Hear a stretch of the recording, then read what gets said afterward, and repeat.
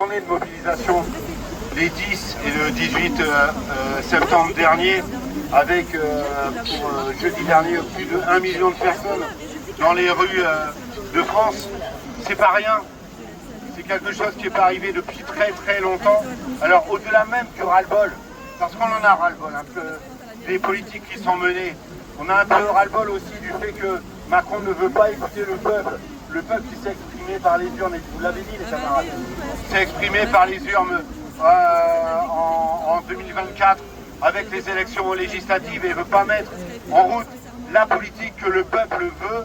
Ce ras-le-bol, il continue aujourd'hui, il va continuer après le 24.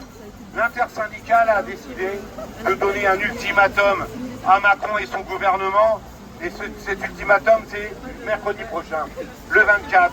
Et s'il n'écoute pas les revendications du peuple, à savoir une meilleure répartition des richesses, parce que du pognon, il y en a plein dans ce putain de pays.